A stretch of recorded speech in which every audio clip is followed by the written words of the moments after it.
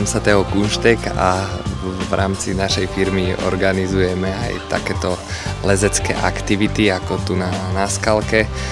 Lezenie je určené aj pre začiatočníkov, aj pre mierne pokročilých, kde si môžete vyskúšať vystúpať za pomoci lana do určitej výšky, stade sa spustiť, prípadne absolvovať zlanenie. Naučíte sa základné uzly, základné istiace techniky a vyskúšate si, aký je to pocit pozrieť sa dole z takej skaly.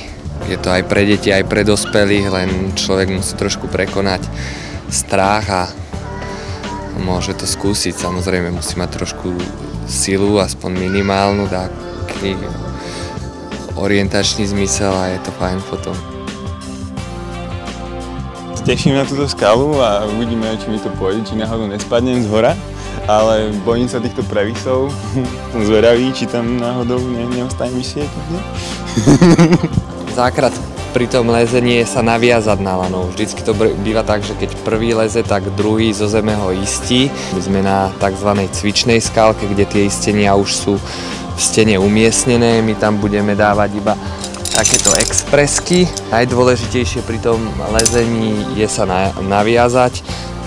Je taký jednoduchý osmičkový uzol. Takto, tak. Bingo. Toto je tzv. Istiaca osma. Touto rukou mi to lano povoluješ, keď idem hore. Touto rukou tuto si musíš držať ďalej, tak aby si ma bol schopný zachytiť, keď padnem. To, že na tomto konci som ja stále ako keby som liezol na skalu, ako som teraz na zemi.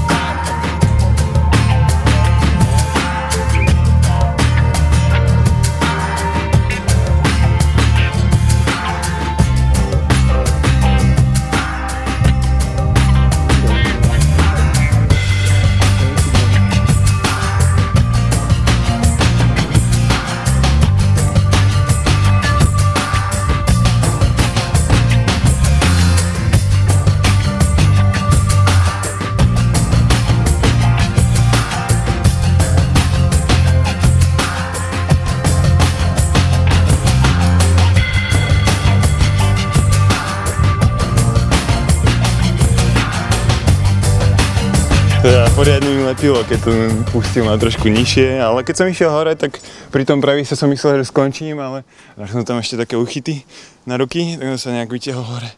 Akurát, že nohy som si nemal kam dať, tak som tam tak z boku tam oprel, ale išlo to nejak. Nie je to prechádzka, ale nie je to až také náročné, myslím, že každý by to zvládol. Ja necvičím ani nič, ale dokázal som vyliezť až po tú karabínu, tak to išlo. Ešte ma trošku poťahol hore. Takže keď som si tam sadol, tak som cítil, že ma istí, tak som si bol taký istejší a došiel som aj hore. Teda môžem byť na seba hrdý. Ďakujem, uži si to.